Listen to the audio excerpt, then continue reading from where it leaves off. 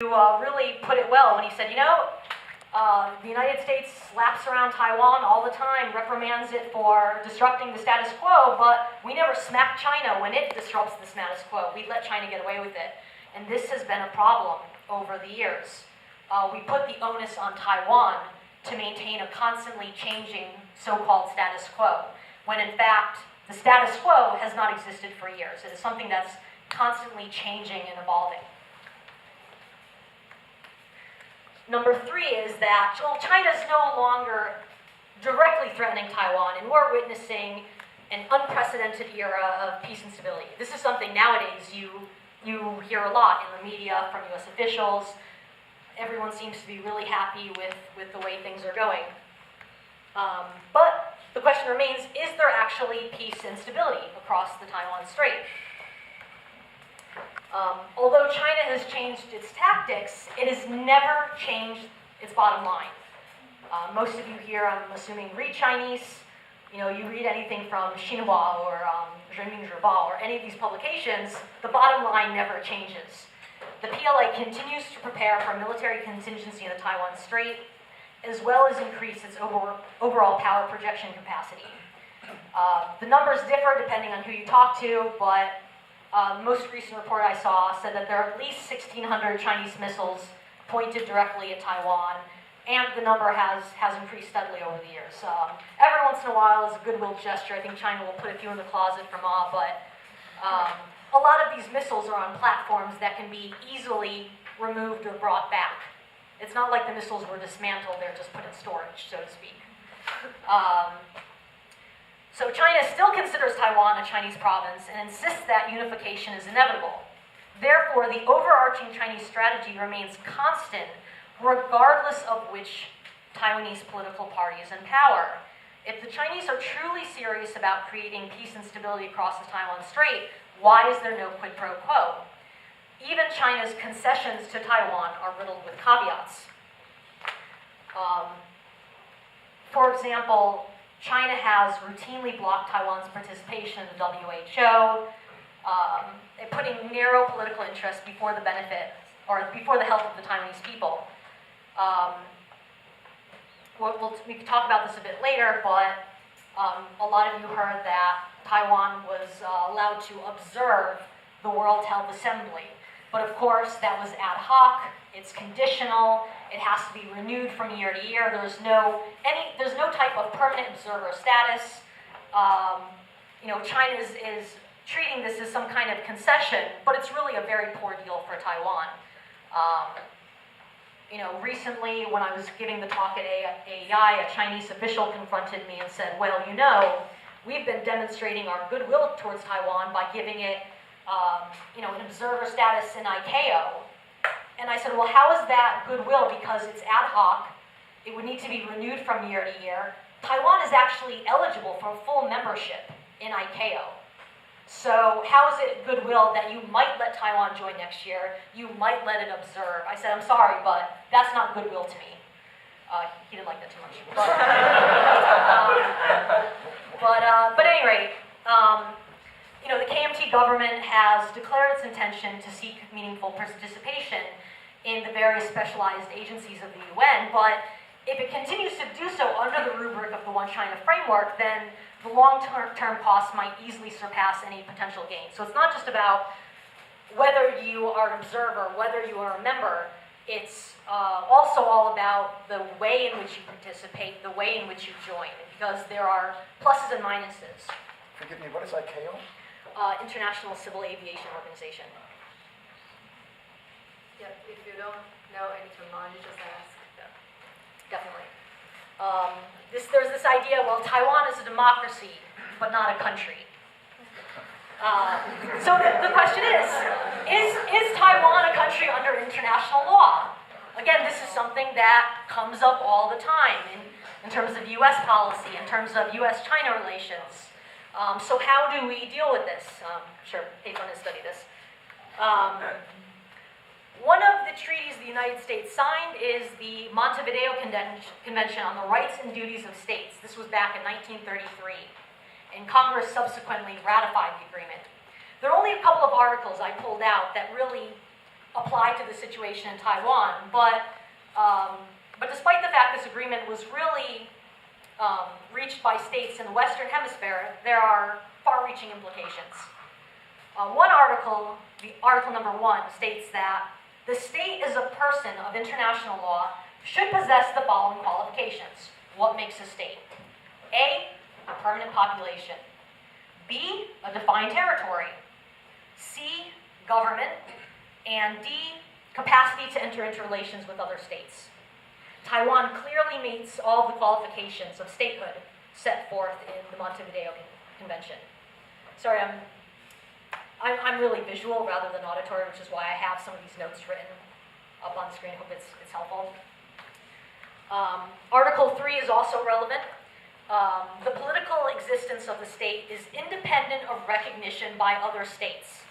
In my mind, this is a key article.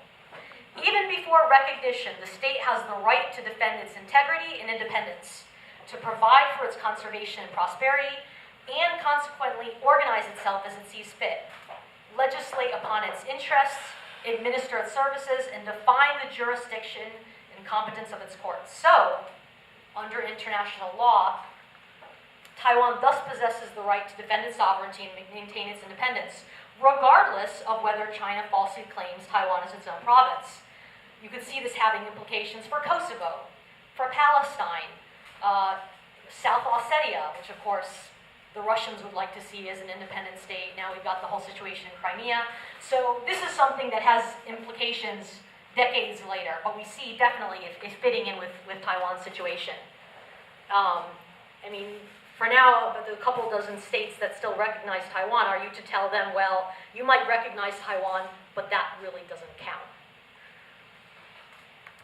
And Article 6 states that the recognition of a state merely signifies that the state it recognizes, signifies that the state which recognizes it accepts the personality of the other with all the rights and duties determined by international law. So this is why I wrote it up. It's like a little murky. Recognition is unconditional and irrevocable. In other words, the failure of a particular state or states to recognize Taiwan does nothing to deny Taiwan's status as a sovereign state. Some critics incorrectly argue that because only 20, well, number keeps changing, but here I have 23, nations recognize Taiwan, it isn't a legitimate state. Yet such critics fail to point out that if China did not force those states to recognize, if China did not force states recognizing China eschew the possibility of dual recognition, the number would undoubtedly grow. So if there was the option to duly recognize China and Taiwan, you could be sure that a lot more states would actually do that, but China generally threatens the states saying, well, you've got to choose one, you've got to choose one. Moreover, given that the recognition of a state is declared unconditional and irrevocable, signatories of the Montevideo Convention who broke off relations with Taiwan and recognized China thus failed to uphold the spirit and letter of the convention. And finally, number 8, no state has the right to interfere in the internal or external affairs of another. So here, we apply this to the case of Taiwan. We hear that no nation should engage in actions which undermine Taiwan's sovereignty, seek to subvert the decision-making process of its duly elected leaders, or deny the Taiwanese people their inherent democratic and human rights. In signing the Montevideo Convention, it is worth mentioning that the United States government expressed that it is as much opposed as any other government to interfere with the freedom, sovereignty, or internal affairs or processes of the governments of other nations. It should therefore uphold this agreement and show greater support for upholding and defending Taiwan's sovereign status. And finally, to finish this second part, number 5. Well, China is helpful in dealing with many pressing international issues, so we can't press too hard on Taiwan. I'm sure you've heard this one as well. I studied with the late Nancy Tucker, and she was a big fan of political cartoons. She died of cancer a couple of years ago, so whenever I see these political cartoons about Taiwan and China now, I think of her. So back during the Bush administration, when former Assistant Secretary of State Robert Zoellick first engendered the phrase responsible stakeholder, he meant to encourage China to act as a responsible rising power. Constructive engagement is indeed an important component of U.S. policy toward China. However, the United States has grown so desperate to secure the support of China that it is increasingly blind to the ill effects of China's empty promises and the subsequent diminishing returns of the China policy. The U.S. has thus embraced the myth that in order for our country to achieve any of its major foreign policy goals, it must placate and cajole China. Yet, upon examining the following goals, where has China lived up to its international obligations?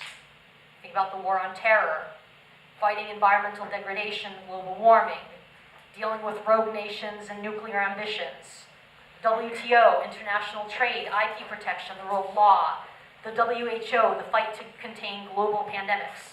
I lived in China during the SARS crisis. They weren't particularly transparent during that time.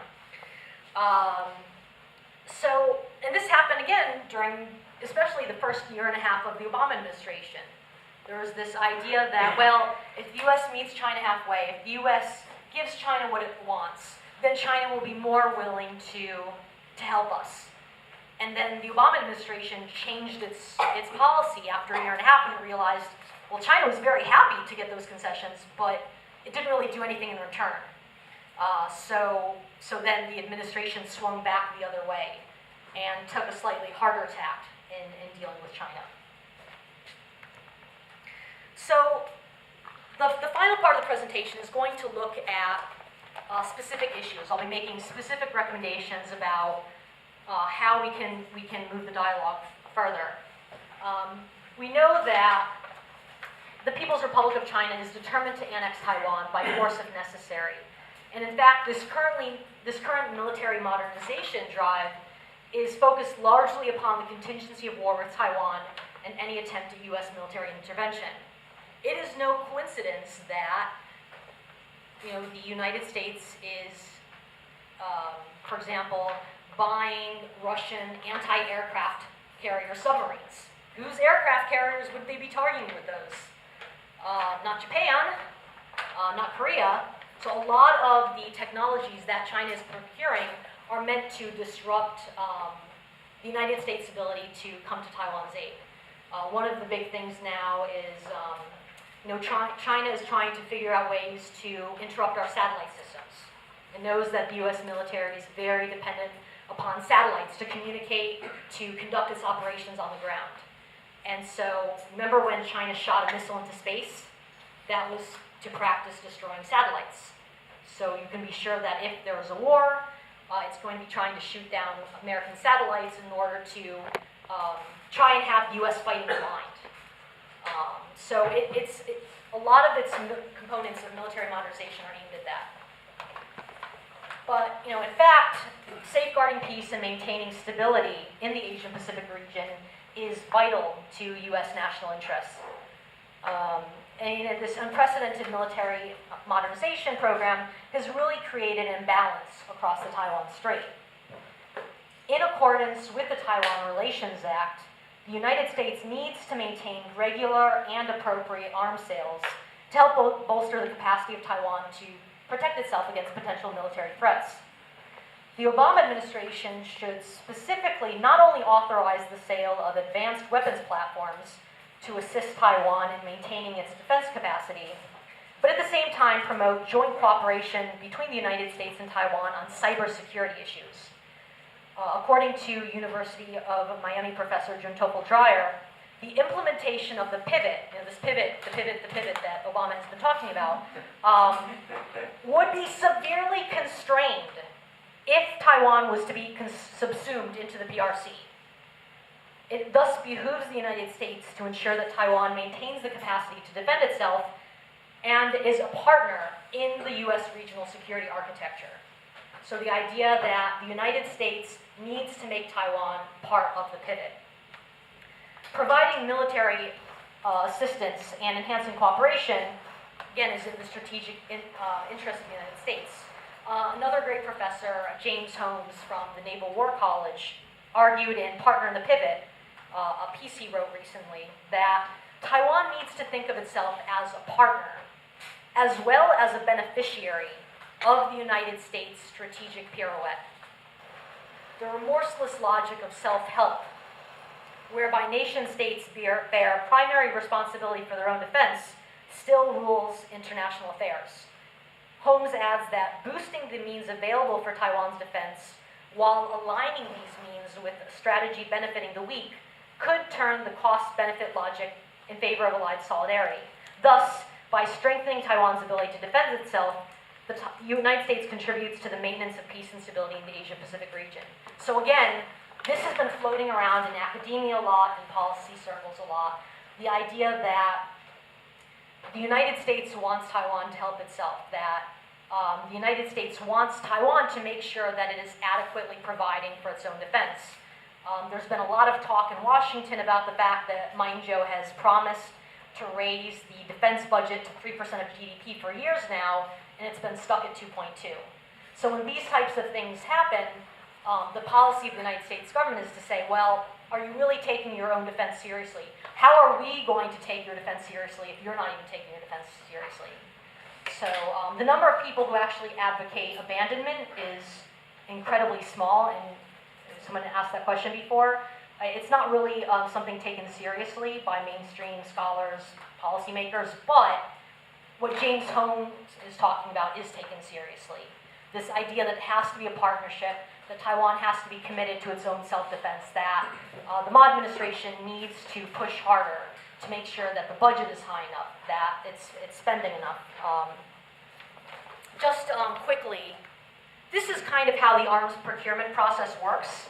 This is something you hear about a lot, but no one ever explains how it functions. So Taiwan will send a letter of recommendation to the United States. The White House considers the request. The White House notifies, or the State Department notifies Congress, and then Congress votes on the package. The problem right now is that, I'll get into this in a minute, Taiwan actually submitted a letter of request for the F-16s, and the White House refuses to acknowledge it, but they won't acknowledge that they refuse to acknowledge it. Rupert Hammond Chambers of the U.S.-Taiwan Business Council was the one who uncovered this. The council does really good work, and he's been nailing the White House on this, because this is a big problem. But there's another process for foreign military sales. Taiwan will send the letter of request to a U.S. company, like your Boeings, Lockheed Martins, or whatever, because these are commercial sales, U.S. company sales. Then the company asks for permission from State Department and Department of Defense to sell this product, this piece of equipment to Taiwan. Then the State Department notifies Congress, and finally Congress votes on the package. So these two processes are slightly different, whether Taiwan's directly asking the U.S. government or whether Taiwan's asking a U.S. company. I'm sorry, the first one's foreign military sales, and the second one is direct commercials sales. So that's kind of the way it works, because you'll never see this in print anywhere, but that's kind of how it goes. But the Taiwan Relations Act clearly articulates that the U.S. will make available to Taiwan such defensive articles and defensive services in such quantity as may be necessary to enable Taiwan to maintain a sufficient self-defense capacity. So then there's the question, we're talking about U.S.-Taiwan relations, we're talking about U.S.-Taiwan policy. Has the United States lived up to its obligations? I just pointed out a few areas where maybe Taiwan can step up its game, but what are we doing on our end? What are the problems in our policy? Well, what are some of the recent sales, okay? In January 2010, we had congressional notification of a $6.4 billion arms package, including Black Hawk helicopters made near my house. We love those Black Hawk sales to Taiwan. And PAC-3 missile defense systems, or batteries.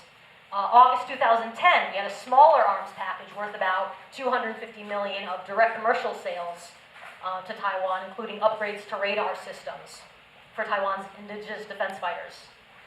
In September 2011, the Obama administration notified Congress of upgrades to Taiwan's F-16AB fighters. What it wants now are the CDs. It has the ABs. So it wants to upgrade its current fighters, including JDAMs. But yeah, the question is the Obama administration adhering to the TRA? A little small print on this page. It has not notified Congress regarding the submarine design program, which has been pending since 2001. and has failed to accept Taiwan's formal request, as I just mentioned, for F-16C fighters. That's been pending since 2006. And the administration's just been sitting on it, refusing to acknowledge it's been sitting on it. And so in the meantime, you read in the news, some of Taiwan's fighter jets, helicopters are quite literally falling out of the sky. The current, there's I'm not going to read it all now, but there's current legislation pending in the House, a number of different bills and resolutions that would address some issues. Again, you can read this online, I'm not going to go over it now, but if you go onto the Defense Industry Daily's website, they have a lot of really great information on what Taiwan has already gotten recently, what's pending, what's in the works, what's been denied. So here we have missile defense and air defense systems, what Taiwan's got and what it hasn't. Then we have sea control systems. The submarines are a big agenda item that has been very difficult to procure.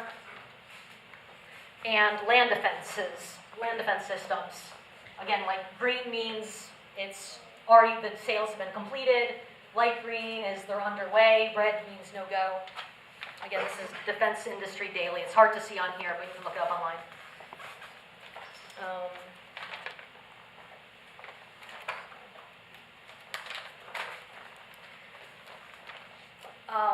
Another thing that the United States can do better. We're talking about U.S.-Taiwan relations. We're talking about defense relations.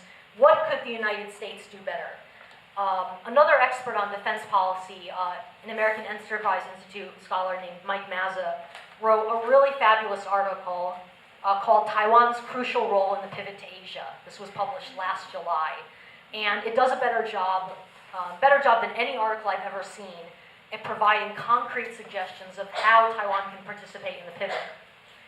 When I talked to him about where the United States should go next, he submitted to me 3 suggestions. He said, first of all, there's a troubling divergence between Taiwan's military strategy and the Department of Defense's vision of what that strategy should be. The DoD seems to believe that Taiwan should focus on the homeland defense mission, essentially defending against invasion, to the exclusion of others. While Taiwan recognizes that this is its most important pressing mission, the Ministry of Defense wants to field a force that can counter China across a spectrum of coercive scenarios and in all domains, air, sea, so on and so forth, albeit with asymmetric means if possible. China's got the advantage in terms of scale, so Taiwan has to fight smarter. This difference throws a wrench into what is already a broken arms sales process and hampers Taiwan's ability to secure the arms it believes it most needs. So in 2004 and beyond, the DoD and MND, Ministry of National Defense, should prioritize getting on the same page vis-a-vis Taiwan's military strategy. It is shocking that this is still a problem in 2014. A lot of people don't know about this, but the DoD and MND are not even on the same page regarding military strategy. How can the U.S. help Taiwan? How can Taiwan help itself? How can Taiwan work with the United States if they're not even communicating strategies to each other, if they're not even on the same page about what these strategies should be? This is a huge problem. Second of all, Mike brings up that the United States Navy regularly denies Taiwan's request for ships to stop at Pearl Harbor for resupply when transiting the Pacific to exercise with Central Asian allies. The U.S. Navy should reverse course and welcome such port calls. Again, something very simple. This is something very simple the United States could do better to try and enhance its policy. And finally, in 2001, the U.S. agreed to sell submarines to Taiwan, but no sale has ever been completed. A Taiwanese undersea warfare capability for surface interdiction would, perhaps more than any other weapon system, complicate Chinese planning and operations in the waters around Taiwan. This could force China to invest in anti-submarine warfare capabilities, thus drawing funds from China's preferred military programs. It would make Chinese aggression in the Taiwan Strait less likely. If the United States wants to restore balance and thus stability to the Taiwan Strait, the DoD should make Taiwan's acquisition of new submarines a priority. So again, these are his views on ways to enhance the relationship. One could disagree or agree, but these, I wanted to talk to you tonight about the things that people are saying in Washington, different ideas that people have. One last thing, actually, that he mentions is that everyone in Washington right now is talking about ways to mitigate the Chinese A2AD threat, anti-access aerial denial. Okay? Mazza notes that Taiwan has been a prime, if not the prime target of Chinese cyber warriors. The United States should subsequently take advantage of Taiwan's burgeoning experience in preventing and thwarting Chinese cyber attacks. Given the nature of the cyber domain, US-Taiwan cooperation can be both quiet and effective. Basically, as you all know, Taiwan gets hacked about 1 million times per day, or the Chinese tries to hack Taiwan all the time. Taiwan is on the front lines, so if these two nations could work together on cyber defense, then both countries would benefit as a result. Again, these by themselves are not massively complicated ideas, but a lot of times it takes a number of simple steps to get the ball rolling. So let's move on to economic and trade issues. Again, I'm just in the last 5-10 minutes here, I'm just going to try and hit a number of key points. Since I can't get to everything, you can always raise questions in Q&A. I'll be happy to try and address them. Back in May 2005, Business Week proclaimed that the global economy couldn't function without Taiwan, and it's absolutely true. Taiwan is a strong economic ally and the 11th largest trading partner of the United States. Bilateral annual trade was valued at approximately $63.6 billion in 2013. So imports and exports combined. Taiwan is also the second largest consumer per capita of U.S. agricultural products. World leader in high technology and knowledge-intensive industries, Taiwan is in fact an integral part of the global supply chain. So again, what are some practical steps that we can take to try and enhance the relationship?